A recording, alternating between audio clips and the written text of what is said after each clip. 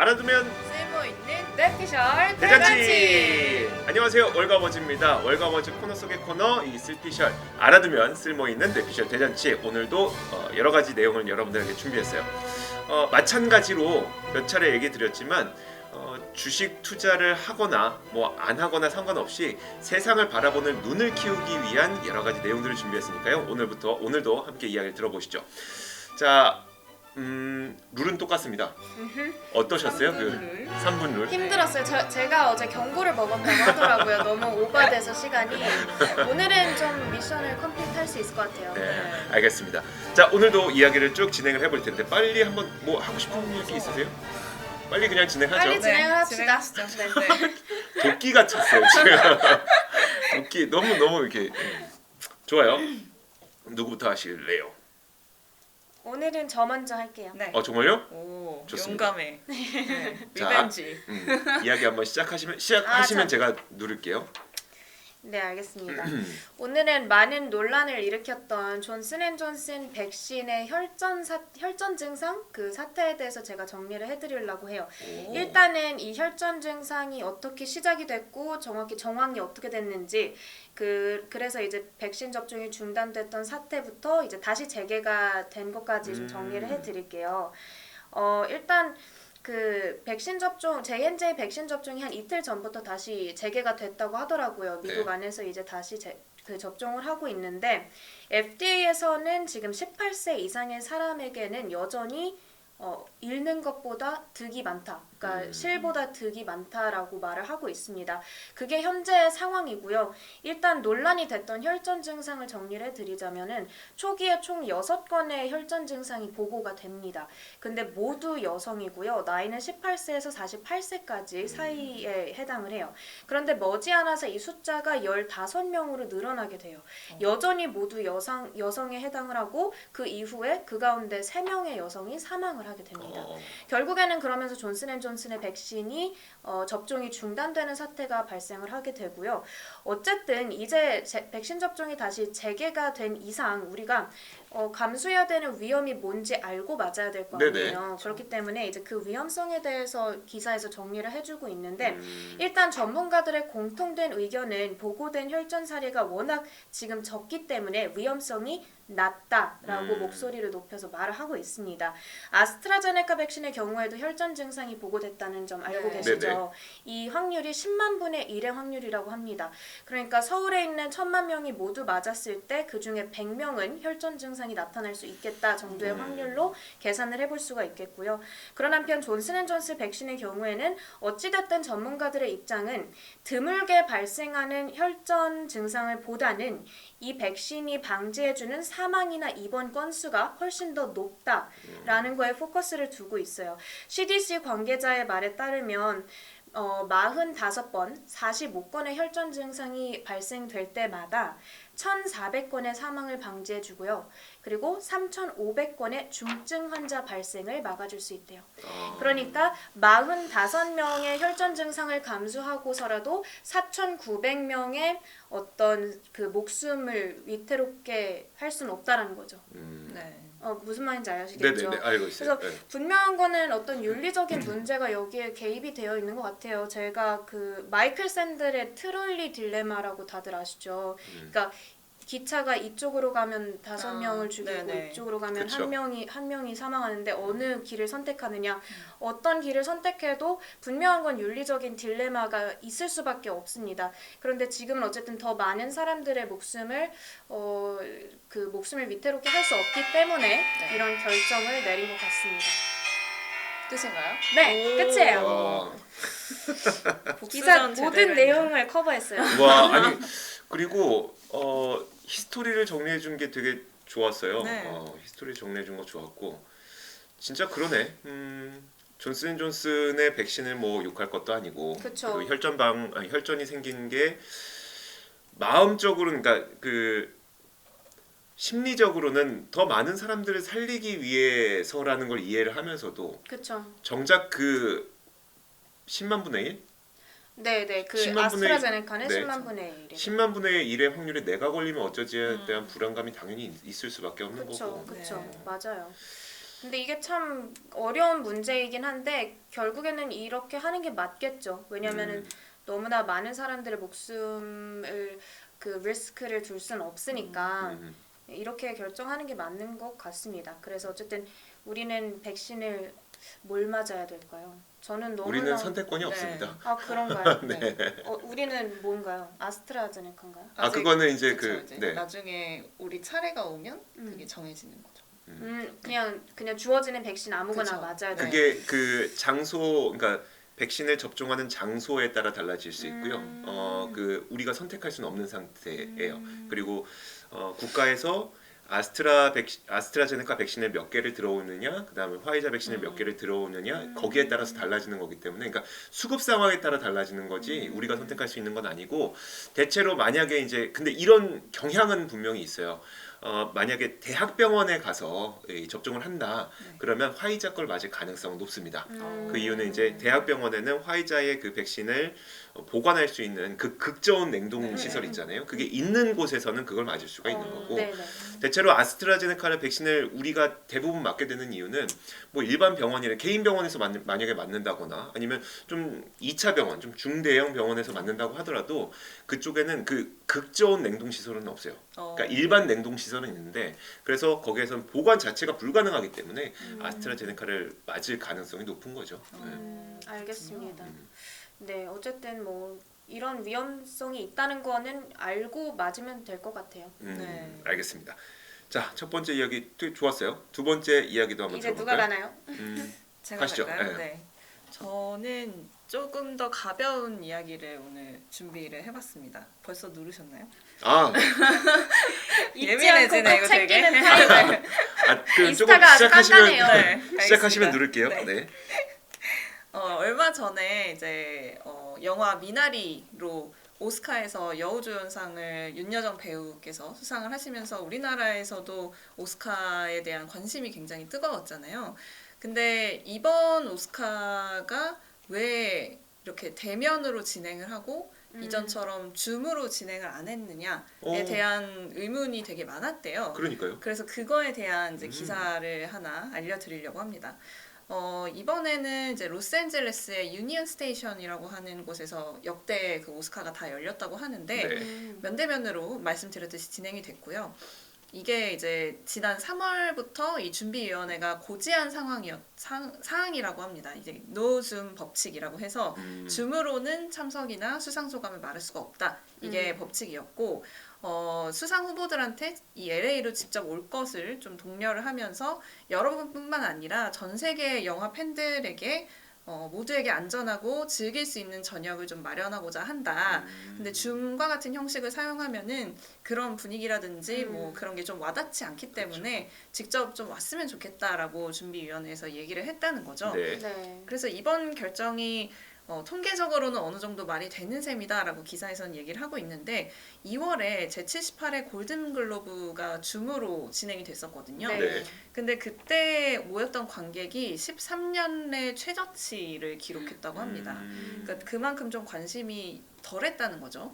물론 여기에는 좀 주최 측을 둘러싼 스캔들이라든지 이런 부분도 좀 한 부분을 차지를 했는데, 이런 현상을 봤을 때 아무래도 영화 팬들은 이 시상식이라고 하면은 좀 스타들이 맞아요. 좀 팬시하게 하고 와서 드레스도 입고 뭐 이렇게 멋있는 양복도 입고 와서 화장도 막 예쁘게 하고 이런 거를 보고 싶어 하지, 집에서 이렇게 파자마 입고 저 너무 기쁩니다 뭐 이렇게 하는 거를 보고 싶어 하진 않는다라고 네. 기사에서는 얘기를 하고 있어요.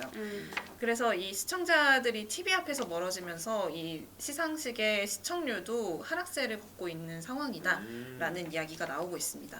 근데 아무래도 이게 좀 코로나 상황이 해결이 된 게 아니다 보니까 이 노줌 법칙이 좀 논쟁이 있었나 봐요. 네. 이렇게 하면 안 되지 않냐라는 얘기도 있었고, 왜냐하면 또 오스카 후보들이 미국 사람만 있는 게 아니라 네. 윤여정 배우님도 한국 분이시고 그렇죠. 뭐 다른 분들도 이제 세계 각지에 네. 있기 때문에 갈 수 없는 사람들도 있단 말이에요. 네. 그리고 또 이게 또 가면은 또 10일의 자가격리 기간을 그렇죠. 거쳐야 네. 되기 때문에 좀 너무 투머치하다라는 의견이 좀 많았어서 이 주최 측에서 파리하고 런던에도 해외에 허브를 둬서 거기서도 수상을 할 수 있게 했다고 합니다. 근데 그렇게 하면 어쨌든 위성 중계를 해야 되니까 네네. 이게 좀 리스키하다라는 의견이 있었는데 그거를 방지하기 위해서 그 그러니까 원래는 위성 중계가 아니었는데 위성을 띄워서 따로 중계를 했다고 하고요. 마지막으로 한마디만 하겠습니다. 네. 네. 이게 좀 재밌었던 점 하나를 좀 말씀드리면은 이 나무주연상을 수상을 했던 앤서니 홉킨스 네. 다들 아시죠? 네. 더 네, 파더라는 영화로 수상을 했는데 이분은 이제 아예 갈 수가 없어서 그냥 불참을 하셨다고 해요. 줌으로 참석이 안 되니까.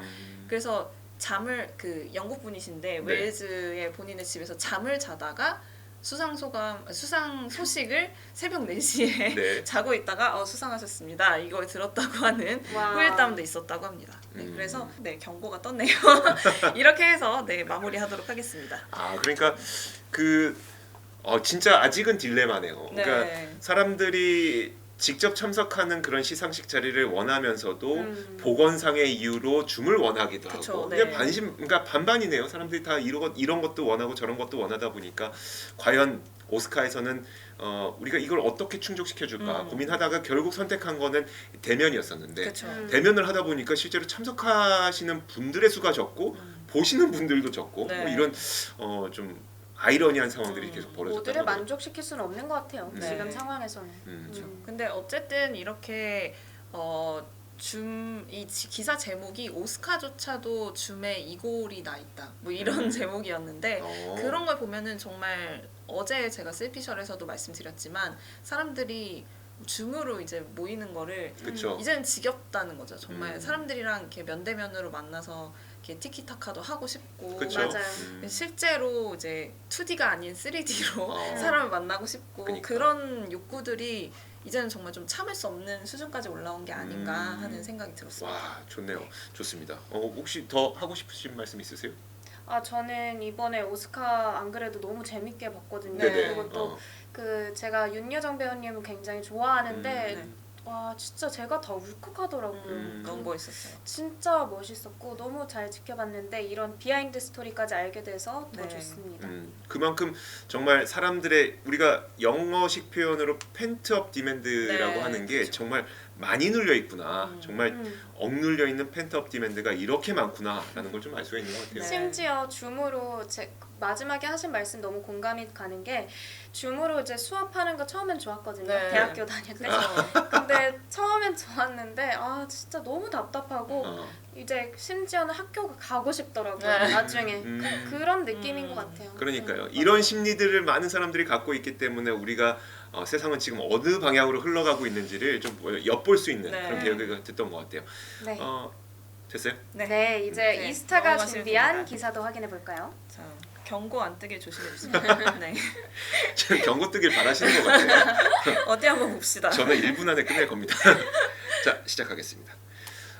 월스트리트 저널에서 이 기사가 나왔어요. 그러니까 일본에서 매치 그룹이 성공한 이유라는 기사를 내놨는데 벌써부터 혹하죠. 네, 재밌을 것 같아요. 데이팅 앱이에요. 데이팅 앱인데 일본은 기본적으로 문화가 되게 보수적인 문화를 갖고 있는 걸로 알려져 있어요. 근데 많은 남성분들이 일본의 어떤 이렇게 좀 성인물들을 네. 보면서 일본은 굉장히 오픈되어 있구나라고 상상을 할 수도 네. 있겠지만 네. 사실 일본은 굉장히 보수적인 문화예요. 그래서 일본에서는 제가 정확하게 그걸 다 알진 못하지만 제가 아는 바에 따르면 직장에 나갈 때 수트도 반드시 입어야 되는데 그 수트도 남색조차도 굉장히 일탈적인 행동처럼 보일 정도로 굉장히 보수적인 문화를 갖고 있다고 해요. 와, 그러다 보니까 네. 이 데이팅 앱이 일본에서 성공하기가 굉장히 힘들었대요. 그렇네요.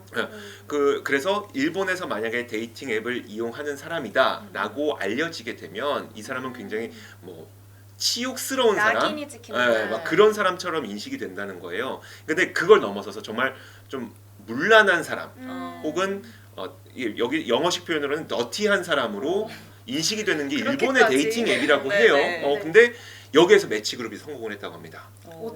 어떻게 했느냐? 일단 그 현상부터 말씀을 드리면 일본에서 가장 인기 있는 그 데이팅 앱이 페어스라고 하는데 이 페어스에서 여성분들의 비중이 거의 40%가 넘어요. 오. 데이팅 앱은 사실 남탕이에요. 그렇다고 근데- 알고 있거든요. 네.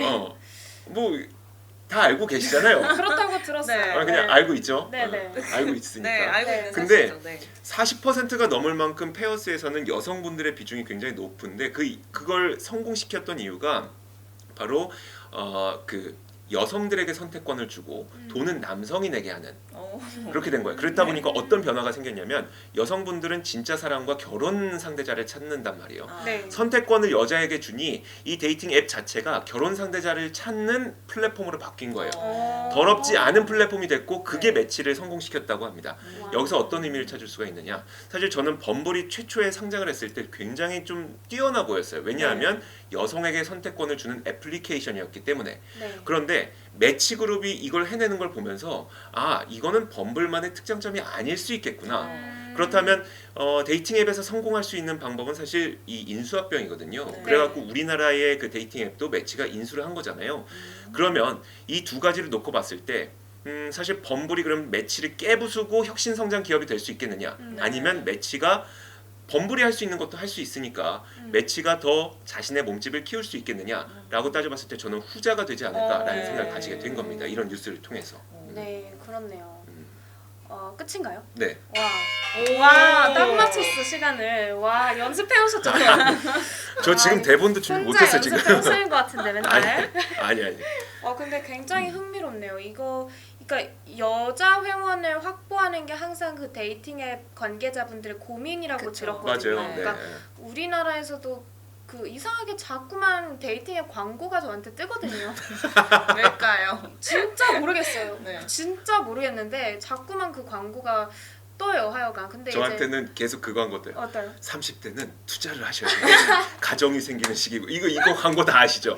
그 저기 저도 되게 그거 네. 유명한 금융 플랫폼 그 대표님께서 직접 네. 나와서 하시는 그 광고. 알죠. 그러니까 이게 우리가 딱 이 자리에서 딱 이 자리에서 저한테 자꾸 그것들. 저 돈 모아야 될 시기인가.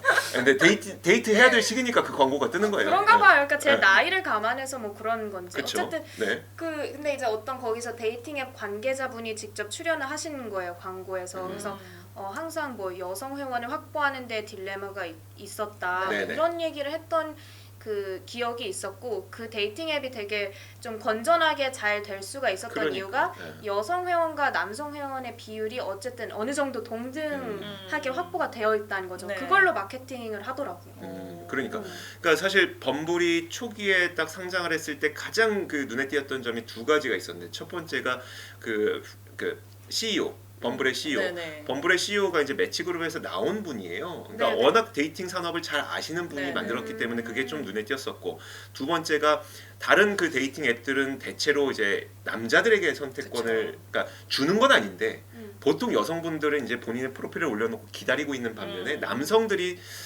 좀 계속 선택을 하는 그런 그걸 갖고 있었다면 이걸 아예 역전시켜 버리기 위해서 범블의 경우에는 남자에게는 아예 선택권을 주지 않고 네. 남자들 너희는 기다려라 여자가 그렇구나. 선택할 수 있게 하겠다라고 했던 건데 그래서 저는 이게 와 데이팅 산업을 깨부술 수 있는 혁신을 가능하게 만드는 애플리케이션이 등장했다라고 생각을 했지만 이건 그 방금 뉴스에서 봤던 것처럼 기사에서 봤던 것처럼 매치는 당연히 할 수 있는 거더라고요. 그리고 이미 해왔던 거고. 네. 그래서 일본에서 어떤 데이팅 앱의 문화 자체를 인식 자체를 바꿔버렸던 그런 케이스였기 때문에 그럼 이런 상태에서 과연 범블이 매치를 깨부술 수 있을까? 왜냐하면 데이팅 앱의 경우에는 누구나 다 비슷하다고 해요. 그러니까 내가 지금 연인을 찾고 싶을 때 하나의 애플리케이션만 깔지 않습니다. 아 그래요? 그러니까 이거는 통계적으로 나온 건데 여러 가지 애플리케이션을 아니, 어떻게 이렇게 잘하시나 얼마나 해서. 많은 사람들을 보고 싶길래.